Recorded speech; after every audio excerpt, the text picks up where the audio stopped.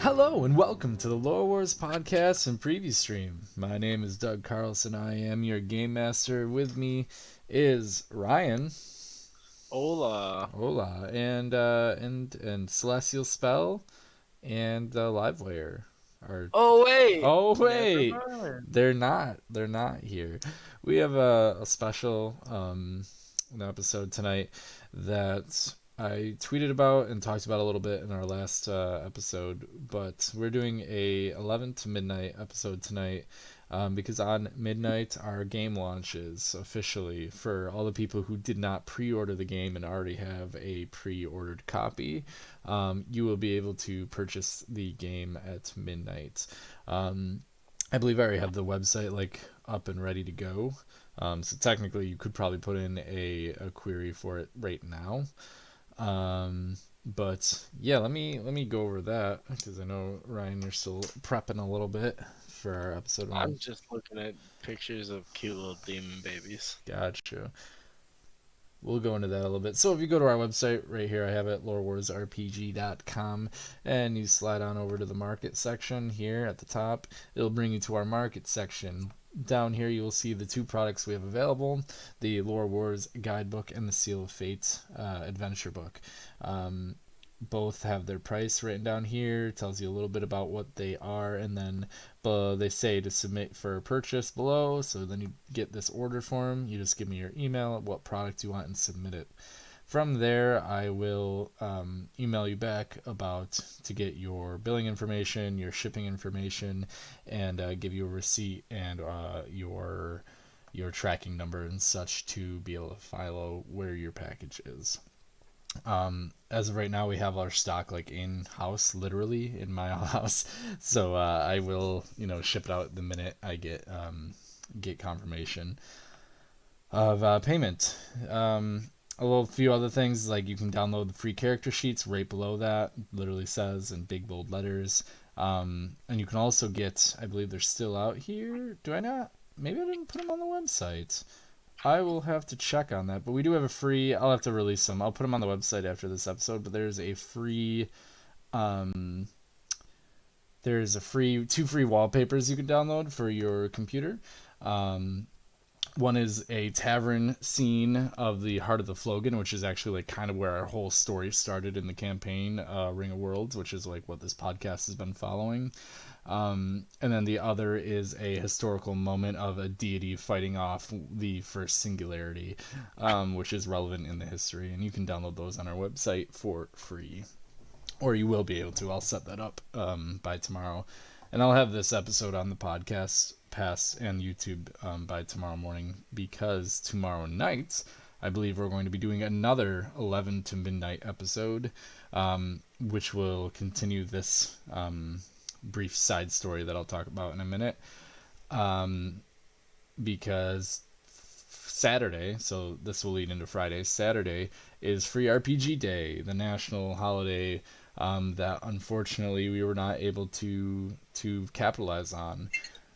Before all of this, we were going to go to many local game stores and do live demonstrations and let the public come in and play Lore Wars from a tabletop on a real tabletop with a 3D map that I built with the terrain using foam board and cardboard and such, and painting it.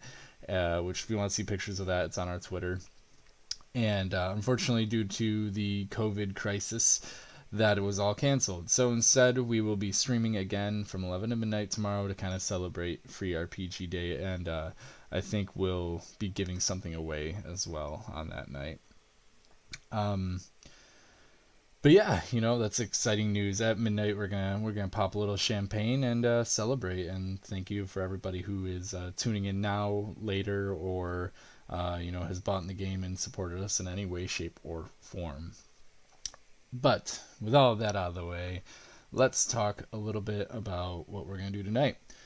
We so where our players left off, they were in this tomb slash vault on a mysterious island that they crashed on. From the beginning, our original player party were trying to earn their ranks into the Wolf Knight Army, which is this legendary legendary knight group of Eldrix, a small country on the northeastern side, or I'm sorry, northwestern side of Midrealm. They eventually get in. They start doing their nightly duties, and then they were given a task to go all the way across the realm to the west coast, southwest coast, and go to a small country where they would make a gold trade alliance. Unfortunately, they crashed and landed themselves on a mysterious island. After a little exploring, they found a tomb. Now, inside this tomb, they discovered a trap with a room that filled with ice and two legendary items. They also found a hallway slash room filled with little imps that they systematically executed. And upon finishing that on our last episode, they lifted the giant trapdoor into the ground and started descending into this big, empty, dark chamber. And that's kind of where we're gonna kick it in here.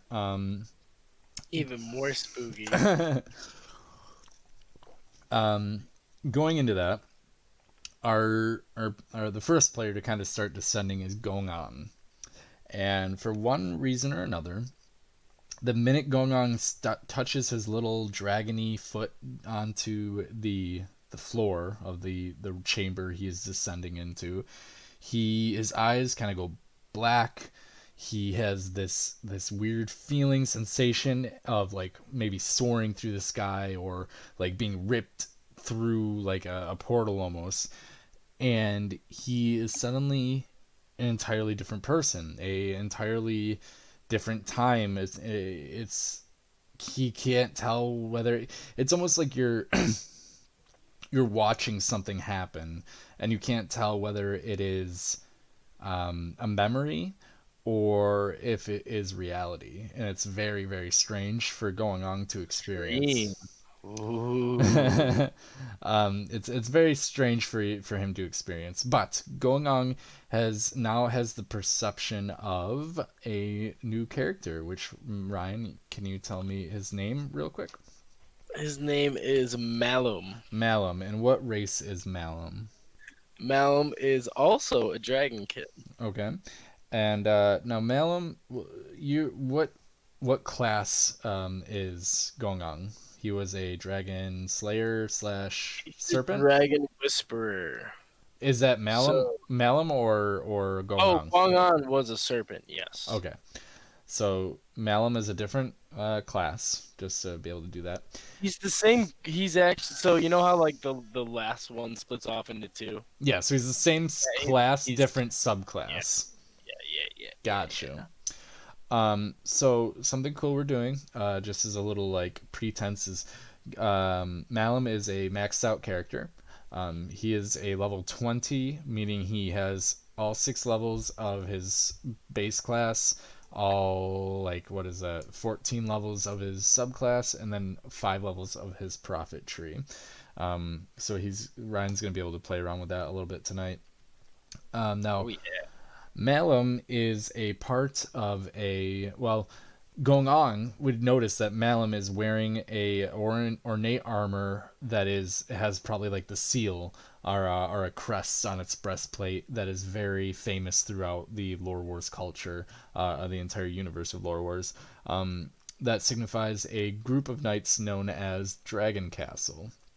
Dragon Castle is a group of like 100 or so elite knights, and when I say elite, they're elite in the way of they specialize in killing, capturing, and taking down dragons and dragon related threats. For the most part, they're in the Sanctuary, I believe, which is one of the realms, not Mid Realm, which is where our campaign is taking place. But we don't know if that's where Malum is right now. But going on would recognize this symbol in this flashback, dream, reality shift, whatever is happening to him. He would recognize this symbol Oh on yeah. on Malum's chest. Um, Now, can you describe what Malum looks like a little bit to me? Oh boy. Okay. So he's definitely got like a big scar over one of his eyes. Like he's been through it, but he's a tough guy. So he's a big black dragonkin. Okay. And it looks like, he's real cocky, he's got an attitude, he just, Okay. wants to own everything and do things his way.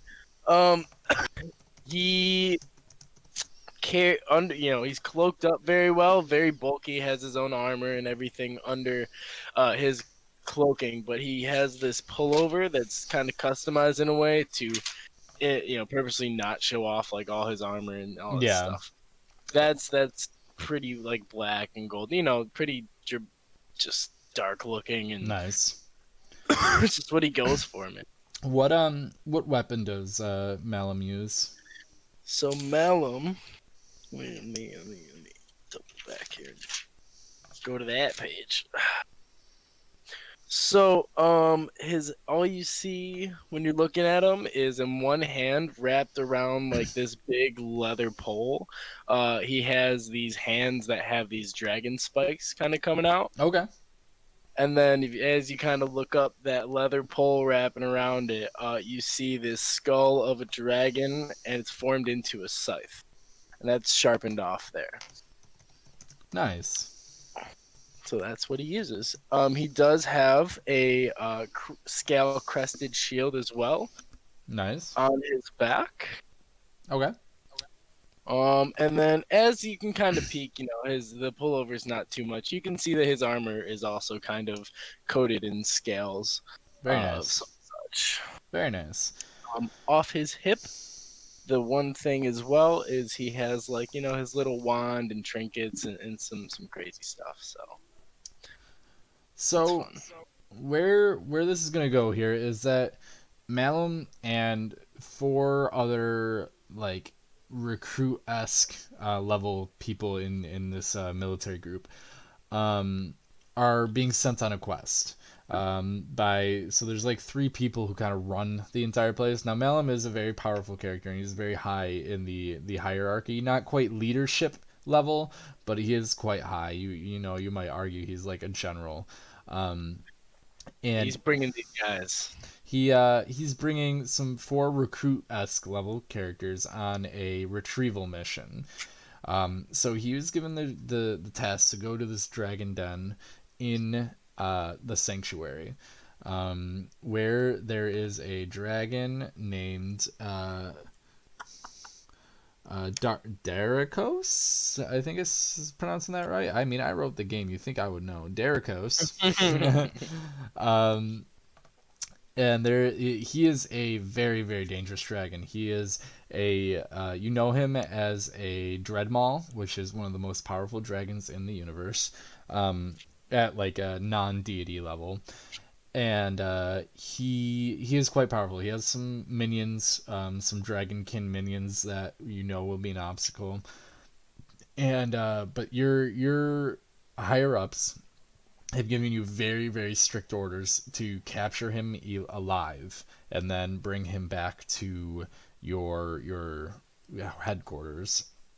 The reason being is that Derek, I forgot his name already. Derequis or I think that's how I said it last time. I'm gonna pronounce it wrong every time, but Dericus the dragon has captured some local princess of like a local kingdom, and so the kingdom reached out to you guys and told you to capture him alive because they don't know where the princess is. Um, he's a very smart dragon, very shifty, and so it's crucial that we capture him and interrogate him, or use like mind magics, like from a crystal mind, to be able to find this information out. And so that's kind of where we're gonna pick up, is where you guys flew in on like maybe these majestic Mayaks, which are like giant golden eagles, to this very dark, dank cave with like maybe molten lava kind of littered here and there to kind of, or like bright orange fluorescent crystals that are illuminating your area.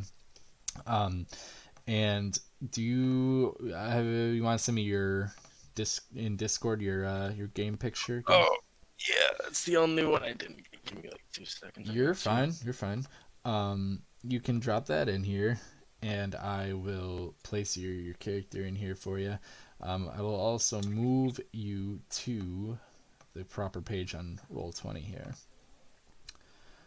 I will also open my LoreWars guidebook here to the proper page because I need to look at some minions. But the minions that I am using tonight are all in the guidebook. So what I'm playing the campaign Ring of Worlds, a lot of this, every minion in Ring of Worlds is written in the Ring of Worlds campaign. This side story that we're doing is crafted specifically for going on and kind of some of his backstory slash, a little filler arc as a celebratory thing tonight. I Yeah. would. What's Oh, that? I'm sorry. No, you're good. I didn't mean to cut you off. I would like to say, as far as like appearance, that Malum is actually bigger than your normal dragonkin. He's like 10 foot, and the average is up to 9, and he weighs a little bit over. So he's a big guy. Okay. Uh, as you mentioned, minions. Being a big guy, he has two very small guys that kind of hang out on his shoulder. Okay.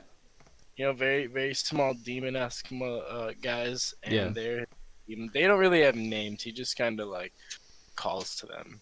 Okay. It's little slave, Yeah, absolutely.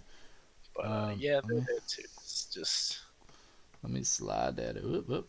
Come on. There we go. And I will give you control of him in our lovely Roll20 system. The only way to be able to play nowadays in the quarantine days. What is your Roll20 name? Why am I not seeing it? Roll20 names going on. I should There we probably go. change. No, I got you. I just have to type it in. There we go. You have control of your boy up here.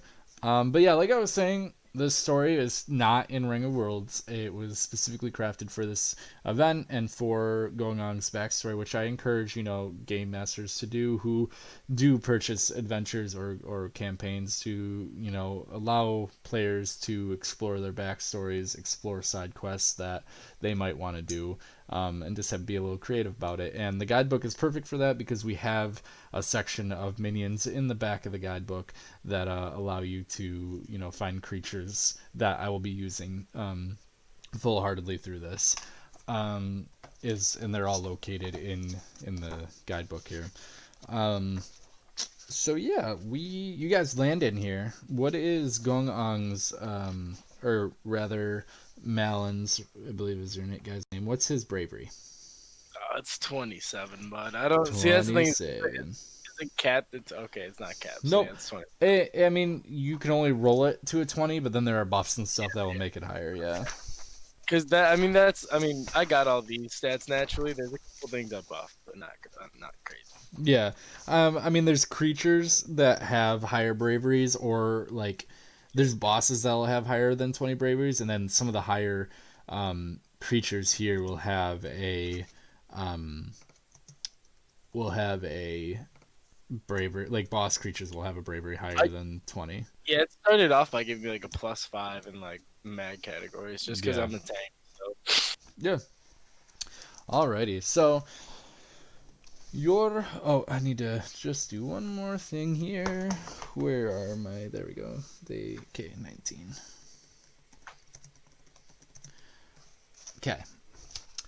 So, you guys enter the dark cave. Like I said, there's luminescent orange crystals that are lighting up the area for you, and we you got so you're kind of, I would say you're in front of your two, and you got two knight characters. One is a dragonkin, young, wet behind the ears, looking to make a name in Dragon Castle, the knight group. Um, you have a Wick Knight character who's like all in Oriental, think of like almost like a Chinese armor garb. And then you have two Farsiders who are brothers and archers. And they are behind you. So if you look at the map a little bit, we got those four icons. And then there's you leading these four kind of recruit-esque characters into a dragon's den. You probably could take it on your own, but this is more of a training mission slash if things go bad you have backup. And so yeah, you enter the cave, and within a few feet, maybe 100 feet or so, you enter a large chamber, and you see two dragonkin in like very official dragon-esque armor, like bones and black obsidian armor. Dragon worshippers, you would recognize them as, especially since you're in Dragon Castle. You've seen plenty of these kind of folk. And then behind them, you see lava flowing behind a statue of a black dragon. And you'd assume that this is a statue of Deriquis, the dragon you're looking for. And both of them turn around and kind of hiss at you. Their tails flare up. You see their teeth are like sharpened. They have these crude swords that were forged, but not by like a professional smith. They're like maybe even forged down here in this mine area. They're very rough and jagged, and they're ready to fight, bud. And that's where we'll kick it in. You have so you have the I highest have the bravery. highest. Yep, you have the highest bravery. So So go ahead and as soon start as I off. step in the room, I'm a big dickin' for a fight. Like that's just him. All right. He's cocky, steps in, kind of chuckling, sees them. These guys are gonna rush in. I feel like because that's just what they're just gonna rush in and start Your attacking. recruits. Okay. Yeah, they're just gonna rush in and start attacking. So I Sure. mean, I think they should be a little bit closer, just because they're gonna have right away. Yeah. They know what's going on. We're here to fuck, like get the dragon. So let's get them. Right away, I'm gonna go ahead, hit them with both. If I hit with Wind Gust, I think I can get both of them. Yeah, I would assume so. You could blast them both back. Yeah, I get that. Okay. So I hit them both back with Wind Gust against the wall, smashing them against the wall, and then what I'll do is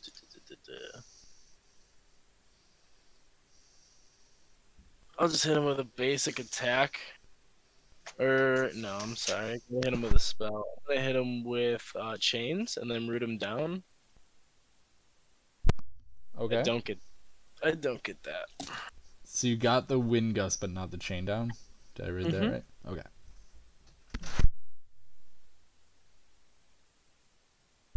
So you knock him like back against the wall. And now there is a mechanic for being pushed into something, and I am going to look it up real quick just because I don't use it too often, so I don't have it off the top of my head. But it is in the guidebook. If you go to how to play, there is a section on. And my demon spawn have 5 bravery, so they're little Okay. bitches. Do you have them out? Because those two actions, right? Yeah, I mean they're on me, like on my shoulders, just kind of like doing their little chuckly chuckles. Okay, so they're already out. Do you have an They're icon for me? Throw it in Discord while I look this up. do we need, just because they're on me? Do you wanna? If you want, I mean, I can just summon. I'd actually have your flame wisps. We can just use as a placeholder for now, and I can throw them in here. I was just gonna say because I mean I can use it if I split it off. I have one, but There, I can just put those in for now. So on page 104 of your guidebooks, which is the how to play effects and terminology, which go through some things like crippled, sealed, poisoned, mental attacks, and such. There's a push and thrown. Being pushed or thrown by a spell or action will knock you back 2 to 3 spaces. If you hit anything, you will take 10 damage. If you hit another player or target, they will take 10 damage. So they are hit against the wall, and they take 10 damage each from this hit. So let me slide that in here. I will take a moment. Someone asked me. At all? What's that? Are they like disabled at all? No, they didn't like get knocked down or anything. They're definitely beefy. They're not gonna be pushed around that easy, or they're not gonna be like knocked over by a little wind. Excuse me. That's a pretty powerful right here. A little bit of wind, he said. There we go. Got back to my own page. Can't find my pen. I'm not going to be rolling on Roll20. I'm going to be using my beautiful die hard dice for this lovely event, but I'm going to roll in this. Cheater! I will read you every number. I have no reason to cheat. Casey, get out here. I will give a lovely shout out, just because they asked me so nicely to, Mr. Fred the Fish meme on our Twitch right now, aka Jim, a good friend of mine who pre-ordered the book and such. He asked for a shout out, and he is watching right now. So thanks, bud. You frippin' rock. I'm gonna save my one cuss word for later. So yeah, that was their turn. Where am I? Okay, so it is now their turn, actually, or that was your turn, so now it's their turn. What did you say your summons? What were their bravery? 5s. And what are they? Their demon spawn? Yeah. Okay. Just so I can keep my bravery thing over here. Zoop. Pop them behind me a little bit though, like they're just yeah. Like that, right next to you. Yeah, sure, that's fine. I just don't want them in front of me. Like they're not bum rushing the fight. Yeah. Well, I'm gonna give you.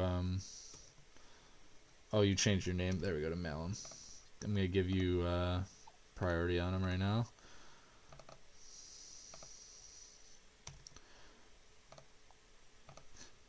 Alrighty. So it is now their turn. For those guidebook users and such, I'll be using the Draconic Warlord, which are these creatures. They are going to rush up with a speed of 7, so they're easily going to get to 1, 2, 3, 1, 2, 3, and they're going to attack you, Malum. The first Draconic Warlord rolls a 19, which is a times 8, and I rolled a 13. What happened to these guys coming up, man? Their bravery is like 10. Okay. So that's going to be 13 times 8, which is what, 80 plus 24. So 104 damage from I'll say the guy on the right swings his bludgeon sword for 124 at you. Do you want to use your defense action? Ooh. Oh, it should be on the roll section here. So I don't get my reflex, but I get a 17 plus my 25 defense as a block. Okay. So I take 62 damage. There you go. The second Draconic Warlord is going to attack you for a 4, which he actually, after the first guy like slashes at you and you kind of lift your arm up to like brace some of the damage, with your armor or whatever, the second Warlord grabs a hold of that arm and is going to try and chuck you onto the ground over here. And you will not hit anything or take any damage, but do you want your little demons to come with you? Oh yeah. Okay. They shall come with you. Then it is the warrior's turn. So they're gonna rush forward. The dragonkin and the the other one was the wick. They're gonna rush forward with their swords drawn. You can see like the wick is wealthy. And he has like a golden ornate sword. He first rolls a 13, which is a ×4, but only a 2, so that's going to only be an 8 damage, unfortunately. Then the second, the Dragon King is gonna wield this big old. He's not so rich. He did probably come from a royal family and like leave his family maybe to be a famous warrior or something. But he has this basic like steel greatsword, and he swings with a 15, which is also a ×4. And he rolls big numbers, 18 ×4. I should have my calculator out. 18 ×4, he does 72 damage. Right to the back of the guy who threw you. Then the archers are going to shoot at the Draconic Warlords. The first Farsighter brother shoots with an 18, which is a ×4, a 3, which is only 12 damage to this one, which we'll put in at that number. And then the other one shoots with a 15, which is a ×4, and a 10, so 40 damage to the other. This one on the left is getting beat pretty good. Okay. So it is now Mallium's turn again. Mallium, I want to call you Mallium, but there's no. My guys, my little guys don't get turn. Oh, my bad. Yeah. Their bravery's 5. They would be their turn. Okay, where'd they go?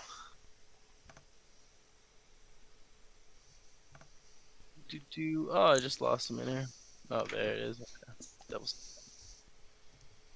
So, what is going on? Whoa. Whoa. My book landed on the enter button. I didn't even see it. Whoa. Which one of those you want to count, Doug? The latest one, that 13. Use that So 13. count 13 and the 4. Okay. 13 and the 4, so you're going to see... the first one is going to do 16 damage. To which one, right or left? The left one's gonna do the damage to the left one. Okay, so your little demon, after being thrown down, probably like jumps on his face and starts clawing at him for how much? It's gonna be 16. 16 damage for the first one. Okay, let me put that in for you. And then the second one, the one on the right. And then the second one, basically jumps into the body of this guy in front of him. Okay. And all you see is the eyes of this guy are just kind of rolled back in the side of his head, and then he puts his weapons down. Okay. And then it's now mine. Sure. What is that? What attack is that? That is his possession. Very cool. So it would be their turn. So the one on the left is quite pissed off at the guy who came and hit him in the back with a greatsword. So he is going to first try and roll a physical action to throw the hellspawn off of him. He does not get it, so he tries to pull off the hellspawn. He's clinging to his face or whatever. So then he's just going to swing the sword at the guy, the dragonkin in front of him. He rolls a 14, which with the Draconic Warlord is actually not an attack. So what he's going to do is he's going to swing the sword sideways, and like the Dragon King kind of steps back and evades the attack quickly. But then instead, his other arm comes up and blasts a brilliant light into the Dragon King's eyes. This is going to do ×4 damage and blind for a turn, which will be 18 ×4. Let me pull up my calculator. I think I just did this math. I think it's 72. It is 72. I think we forgot Malum's turn, by the way, but it's cool. Did we? Oh, you're right. We just went to you're right. You'll get one after them. Sorry. That's cool. Oh, and I just messed that up. I'm just going to do like there. Okay. So he Oh no, I did that right. So yeah, he blinds the dragonkin of your group and hits him with some damage. The other one is he is possessed. He's going to try and break free of that with a... I don't even know what he would use. Can you just break free of that? I don't think you could just break free of that. So, I think that I should get to control that turn. For characters, he doesn't have a will, and that's the problem with minions. So yeah, I guess you just get a turn with him, because For when it works on character players, you It guys. says possess the target. I mean, for a turn. That's what it Yeah, that says. okay. That's what it is then. Because for character players, when I do a mental attack like that, I have to roll higher than your will, as in they're taking over your strong will. But for Uh, minions, they don't have a will unless like some boss creatures do. So yeah, you just if you roll it, you got it. You took over him, so that's gonna be his turn. You can dictate his turn right now, pretty much. so beautiful. So what he's gonna do? It is the nice little weapon that he likes to swing around all brilliantly. Yeah. He's just suddenly just start to point that like right at his head, man, All right. for whatever crazy reason. And whatever attack that you roll right now just gets dealt straight like under directly to his face. Okay. He rolls an 11, which will be um, the thing. So you see him kind of resisting the blade, like shaking and kind of being drawn back from his face. And then his other hand comes up and does the same exact attack that the other dragon did and blinds himself with a light gale for, oh my god, 20 times for 80 damage. And he just blinds himself. Like Just a bright flashlight, like what? yeah, it was like he kind of got conscious for a minute and like saw that the sword was like digging into him, so he like pulled it away, and then your demon was like, nope, other hand, blast him with light. And then we can do Melm's turn here. Okay, cool. Oh, Malum's turn. Let me get the notebook out here. Right. Malum's it's right after. So I'm on the ground. Do I have to get myself up? That can be your movement action, yeah. You could take another one or just use a minor and a movement. I'll just use my movement to get up. Okay. So I'm not very happy at all. Right. Very not happy that he threw me on the ground. Who does he think he is, Right. dude? Who does he think he is? So right off the rip, you're gonna go ahead and just see kind of my eyes like go blank, and lightning just kind of starts to emulsify from my nostrils, and it gets darker and darker and darker and darker and darker and darker, and eventually it just shoots out at rates you've probably never seen before. Eesh. And it hits the guy right here in front of him that threw him on the ground. Okay. Real good. Let's see. I gotta calculate because there's so many multipliers on his lightning breath. Right. It's ridiculous. So there's a 4x on his lightning breath plus 100. Wait a minute.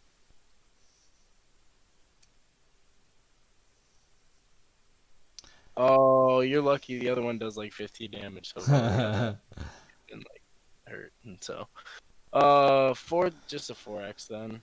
4 times 7. 4 times 28. 7, 28 damage. That's too still pretty good. Okay.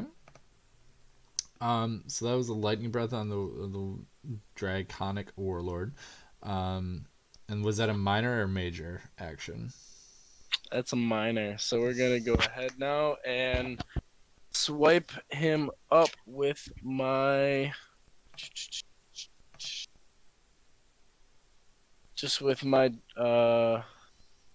honestly, it really doesn't matter. My dragon skull scythe, I just kind of like swipe that up and just slice right into the back of him. Okay. Ooh. For another 28. 28 damage. Yep. Actually, Okay. I think I'm getting a bonus here that I'm not applying. Alrighty. Just for my profit, but you can go. So the draconic warlords already went because we kind of went a little out of turner. So now it is the recruits' turns. The dragonkin recruit is blinded, so he's gonna roll a investigation action to try and find the enemy. He does not get it. So you see him turn and kind of charge towards the wall over here and like smack his sword against the wall, thinking it's the enemy, but it is not. The other one, the Wiccan one, or Wick one, is going to attack. He gets a ×2 with a 10 and rolls a 9, so that'll be 18 damage he deals to this one. Then the two archer brothers are going to shoot their arrows One rolls for a ×2 and gets a 14. That's going to be 28 to the one on the left, which is pretty good numbers. That's can't do math. There we go. And then the other one gets a ×2 as well and rolls a 9 actually as well. So that's another 18 damage. Going to be put forth here, which will be 1, 6. Okay. Whoop, that's too many numbers. There we go. And then it would be your demon's turns. All right. I think. Okay, so they're both gonna go ahead and both of these guys, all of a sudden, mid-fight, whatever they're doing, just see a bunch of ferocious, like what they know to be super poisonous spiders, and there's just hundreds upon hundreds crawling up out of nowhere, just up their ankles, up their chests, up their necks, Jeez. in their armor, everything. Okay. And like that's all both of these guys see, Yeah. because each one of these casted on each one of them. So that's all they're going to see for the rest of their turn. Okay.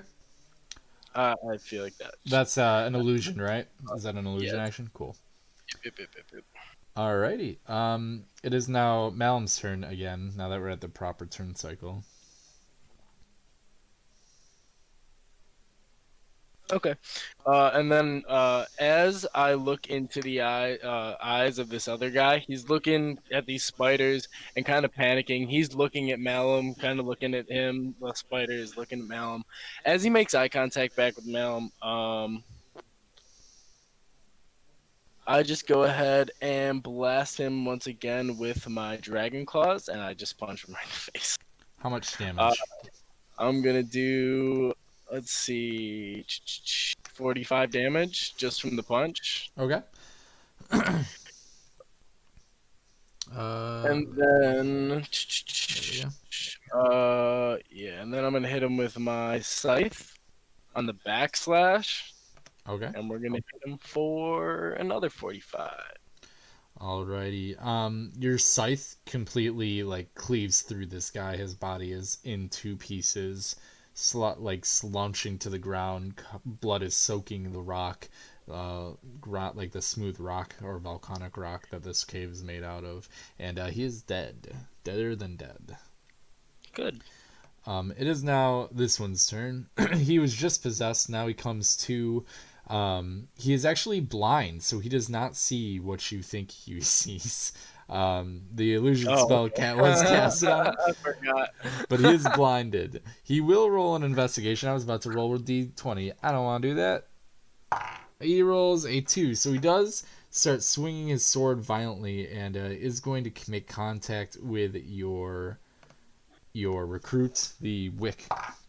He rolls for a times... he got a 5, which is a ×6, and he rolled a 3, which will only be 18 damage that he deals to the Wick. But the Wick sees this coming and is going to roll against it. He rolls an 11, so it only does 5 whopping damage. I believe I did that right. Math right. Or no, I'm sorry. 7 damage.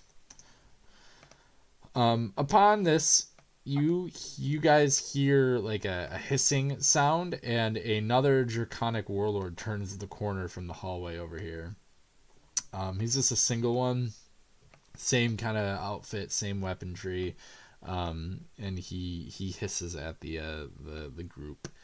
It is now the group members here. The Dragonkin is no longer blinded. He regains himself, and he charges ferociously at this remaining draconic warlord. With a ×4, he rolled an 8, which will be 32 damage. He whops out, which is not too bad.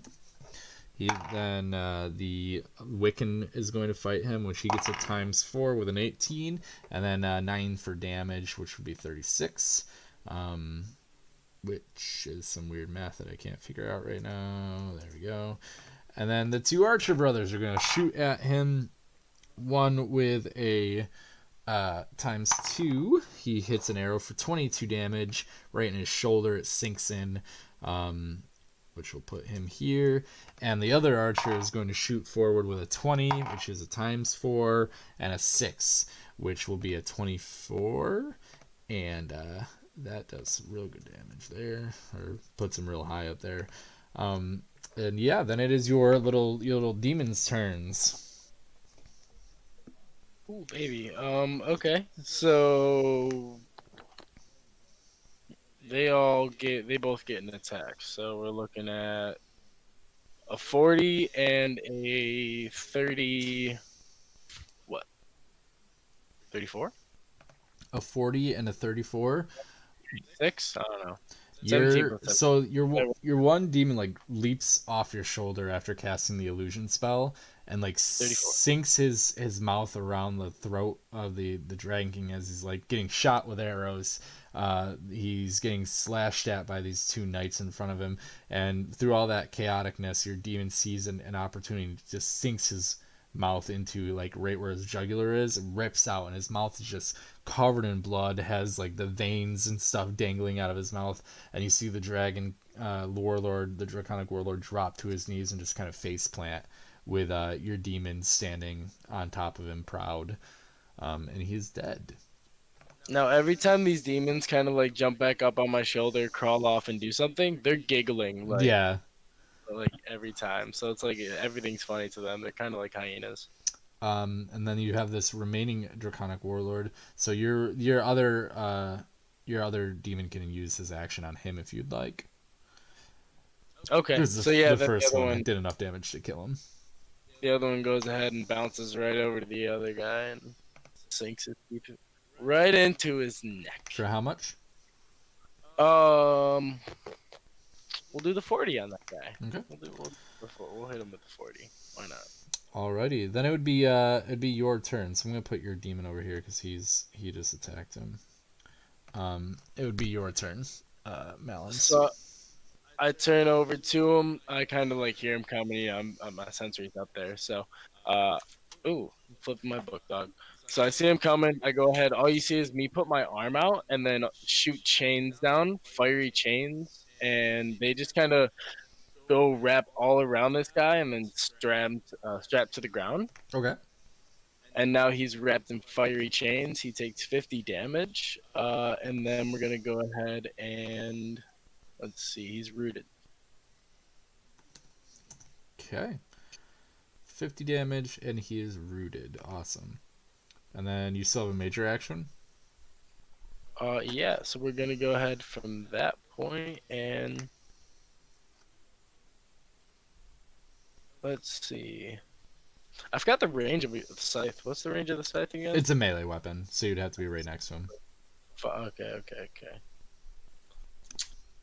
I'm gonna go ahead and then summon a demon, which I'm able to do one at a time, anything under 200 HP. Okay. So just kind of go ahead and you see me, my eyes roll back, just kind of like I'm praying in a weird way. Okay. It's just kind of like, a weird kind of hente. Ba, ba, ba. And let's see which one I want to bring out. And then all you see is just this big old iron demon come out of the ground. Okay. And he's just kind of comes up. He's like molten lava at first, but then it hardens into like this shiny metal armor. Yeah, I'm And he's a gonna pull metal. this guy out for him. I just have this in Do my it up, reservoir. man. And that will be me summoning a Hellraiser. Nice. I'm gonna throw him down here. You can control him now and put him where you want. Bravery 15. What is it? Bravery 15, you said? Bravery 15, yeah. Which He's right in front of you. The guy who looks like a ghostly knight type thing. With a sword. I think my D20 froze. Hang on. Give that a reload, buddy.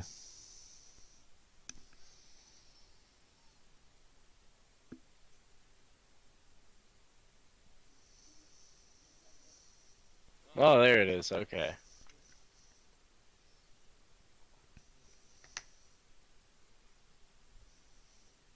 You good, bud? I think so. It's just spazzing out. Alrighty, so you summon up this Hellraiser as your major action. It is now the Draconic Warlord's turn. He is going to attempt to break free of these fiery chains wrapped around him. He gets a physical action, so he bursts out of them, and he is going to swing at your, or he's going to attempt to attack your little demon, your Hellspawn. He got a 3, which is a physical throw. So he actually just picks up the health spawn and throws him back at you, irritated with how it is. It would go 3 spaces, so it would go here. No damage is done because he didn't collide with anything. Unfortunately, that was a poor action on the Draconic Warlord. But it will be now the Hellraiser's turn. The Hellraiser's turn. Okay, let's see if these rolls come through because nothing's responding. So, What's that? you can hear me, right? Yep. Okay, I don't know why my roll 20. I'm reloading it now. All right, you can just tell me what you do. You're standing 3 spaces away from the Draconic Warlord. The Hellraiser is. You just gotta roll, so just roll something for me. Okay. So you just want him to approach. You want him to like walk up to the Draconic Warlord.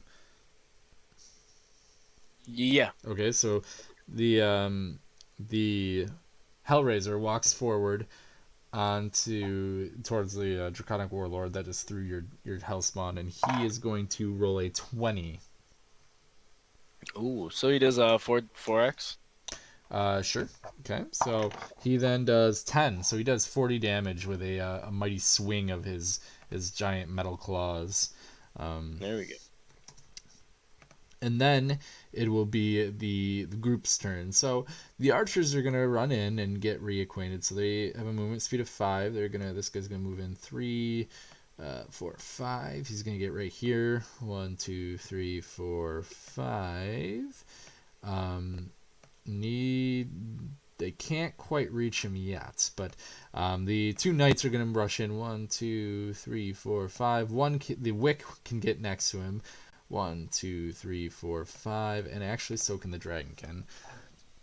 So they've got him cornered. The wick is going to attack with a ×2, and he gets a 6, which will be 12 damage done to him.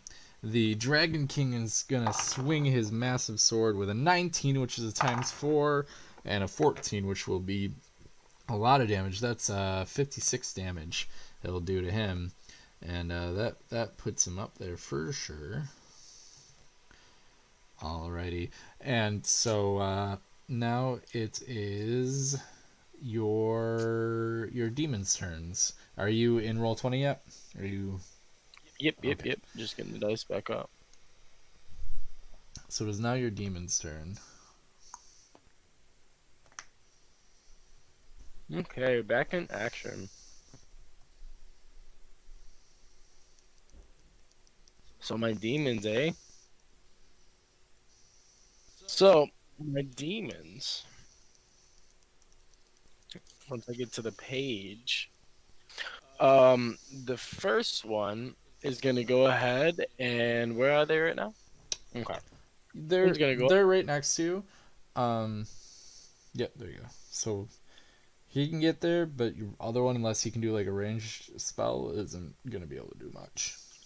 He's. I feel like they could probably use like a mental attack because they know illusion spells. Okay, I could. So I would argue to say that he can get close enough to. Yeah, I could agree with that. So this one sleeps up here and just kind of like pounces, and then jumps on the shoulder of this guy and climbs it in his ear. And then he then kind of lowers his guard for everybody. And he is now possessed once again. Possessed once again. Once Once again. And is the other one going to attack him? Yeah, as he's sitting there, all the guy like as his eyes roll back in the back of his head, all he then sees is like just terrible visions that kind of like depreciate him as a like really break him down inside. Mm-hmm. So bad to where it does a 2 times damage for let's see, what's that? 36. So his heart is literally broken from what the visions that he's seen from this attack. And I want to say it's an illusion attack of sorts. Okay. How much damage is that doing? 36. 36. 36. Oh, my doggies are happy. 36. 2. I'll put them at. I can't do math. There we go. No. Yes, that's right. Okay. So, that was their turn. So now it would go to the top of the round, which would be Mallium's turn. However, yeah, we'll do your turn. We got time for your turn, I think.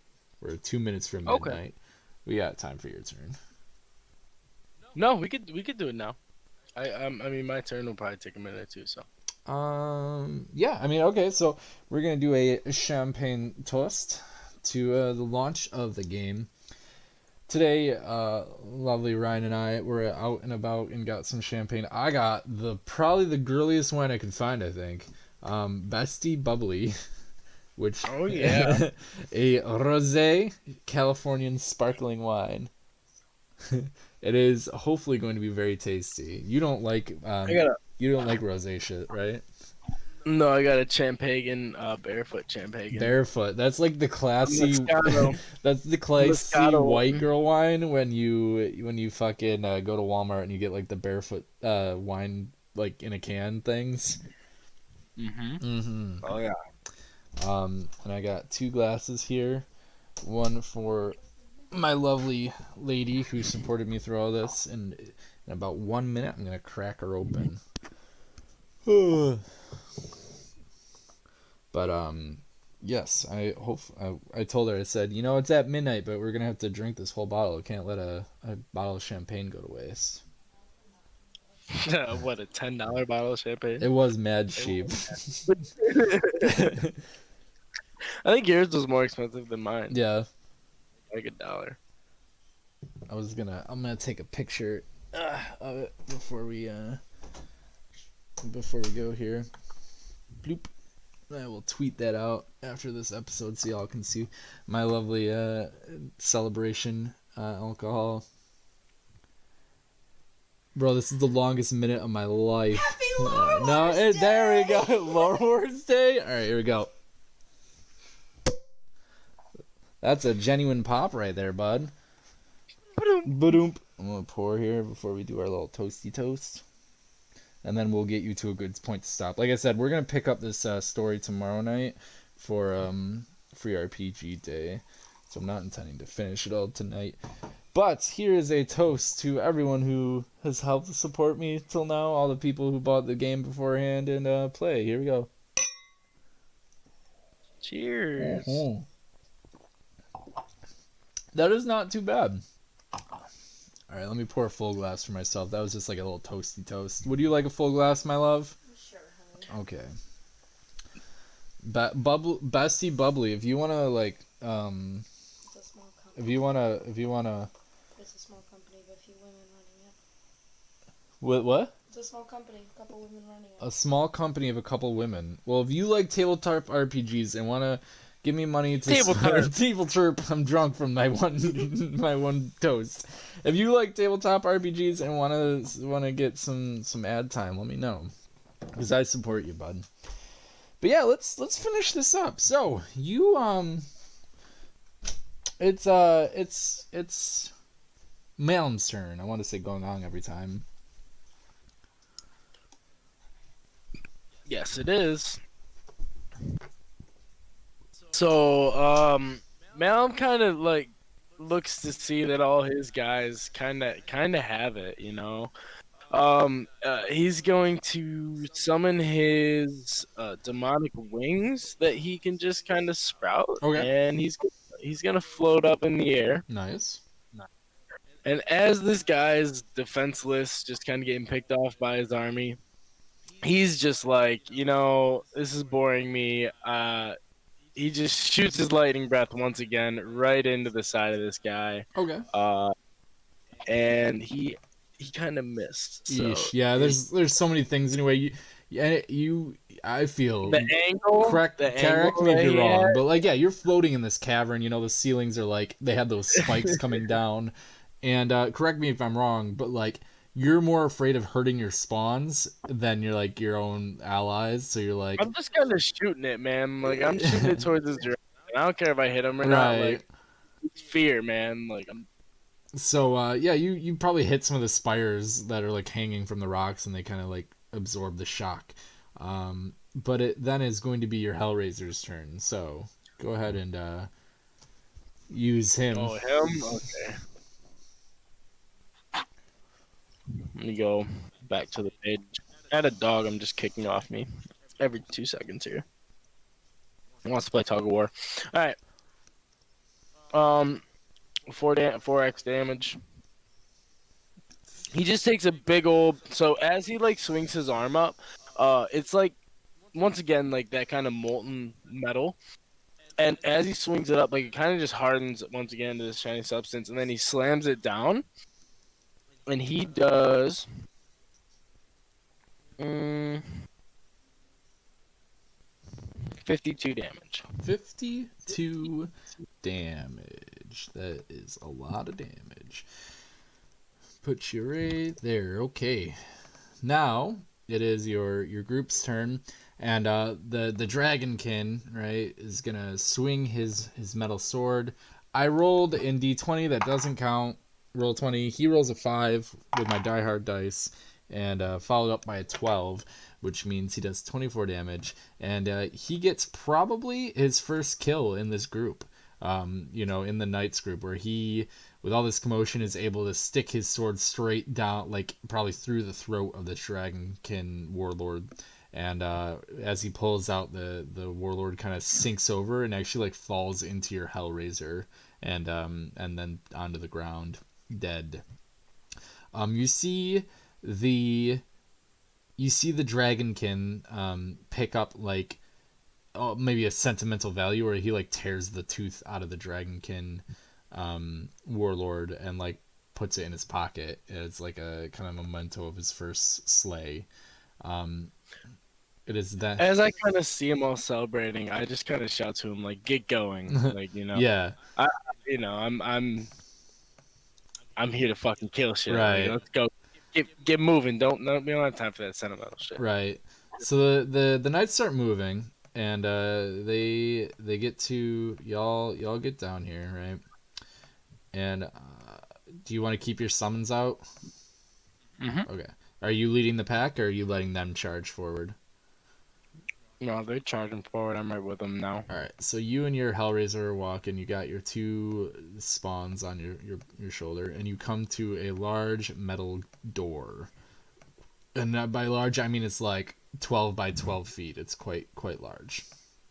And they look perplexed because there is no handle, there's no keyhole, but it's clearly like a door of some sort. I hit it with my gust. I had my wings out, so I just gust it. It doesn't seem to move. Pump Arcana into it. I get it. Nothing seems to happen. The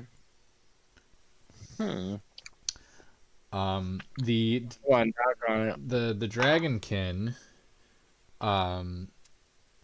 is looking around, and he notices that there's like a gear or something in the wall to the right of the door, like kind of from where you guys came from. The Wiccan is the Wick character is like trying to pry it open with his sword.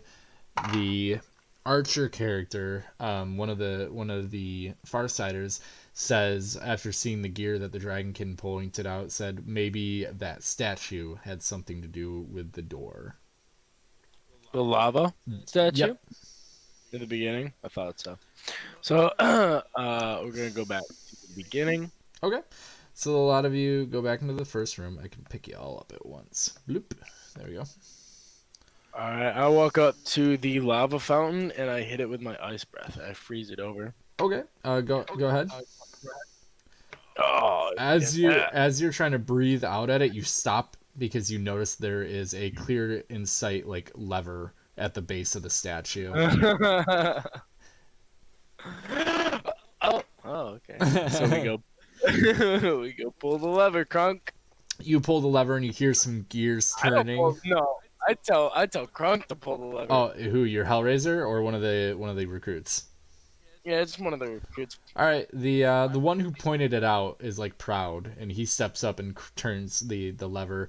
The statue like twists 360 degrees, and it kind of like raises up into the air a little bit out of like the lava, and of the dragon, and you hear like a sliding and turning of gears, and then a stone sliding against metal, and you assume that the door is open now.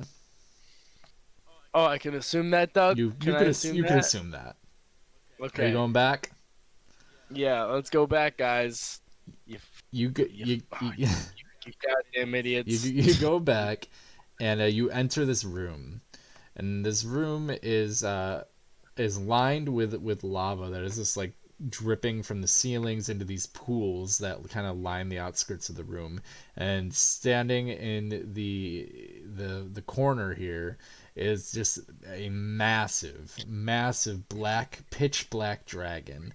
I love it. And he has this war paint of like red stripes that look faintly like blood, but a little more vibrant, almost like fresh blood. But I mean, they're part of his skin almost, so you'd assume they're not blood, but that's like kind of the appearance it gives. Of just like these war symbols all over him. If you think like the from the Avatar Last Airbender, like that Fire Nation emblem, that's like on the inside of his wings, and he has like a red like marking down his spine and like at his feet, and it's just like placed all over, so he just looks like this menacing war chief of a dragon. And then above you guys is just a massive hole where you see like in the ceiling of this cave where he goes in and out. That's kind of like like covered by like pointy rocks that you would see like, oh, you couldn't see it from the outside, but being inside you can see there's an exit and entrance for him. And you know very very well that this is Drakus, the Drakus, whatever, I pronounce it wrong every time, the dragon you've been looking for. Just the dragon I've been looking for. And then I kind of chuckle a little bit because let me rearrange here. So you're gonna be up front. I got your two demons on. Whoa! Grabbing the map. Got your two demons here. I'm gonna have your Hellraiser like to the side of you. You got like the knights on the side of you and the archers behind you, but you can tell they are like scared. This is the first like quote unquote like ancient dragon or like anything higher than like anything bigger than like a house they've seen. You know, most dragons they fight are like the size of a caravan or like a big bird or like a massive bird or something like that. This is like, you know, the size of a few houses. And this is the first they've seen. My Roll20 is crazy right now. I don't know why it's doing this. It's like I'm trying to move the characters around, but it's sliding my map around like crazy. So he looks to you guys, and he recognizes your symbol. You know, every dragon, any intelligent dragon, I should say, knows who Dragon Castle is. And he like gets up from his seating perched position, kind of shakes his wings out, kind of like if you see like a chicken do, or even a dog like shaking their body, and is kind of like steps forward. He's a very like European style dragon where he's on all fours. He's got the tail and the big dragons or dragon wings, and he's got two massive horns. And he opens his mouth, and everyone even though he's not like mouthing words or he doesn't have lips to form words, you all hear it clear as day. And in this deep rumbling voice that shakes you to your core, he's just like, "So you've come for me, have you?" And that's what we're in for tonight, bud. Okay. Tomorrow you will get to fight Drakus or whatever, however I pronounce his name. We'll get to take him into the feds. I'm gonna put it's Darraquos, Dracois, as Dracois. But yeah, you Derek Cowles. Derek Cowles. You're face to face with this boy, and your recruits are shivering in fear, but you are shivering in anticipation and excitement. Oh, little did they know I've been holding off everything fun for this moment. And again, I will be using this character from the guidebook. You can cheat and look what I'm going to be using, but it's a Dreadmount, which is like one of the most powerful. So it's like the most powerful evil dragon that's like vanilla, like not a boss character written in the history kind of thing. Where the most powerful dragon is a Play-Doh dragon, but they're good. They're like they have an ability that's literally they make it so you can't attack them.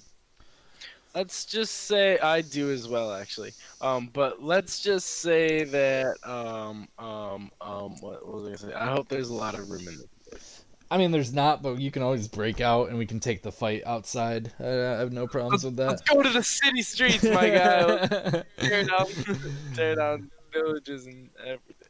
So yeah, thank you guys for coming out. I'm gonna format this episode first thing in the morning so you guys can have it tomorrow morning on YouTube and the podcast sites that we use, Anchor, Spotify, Apple Podcasts.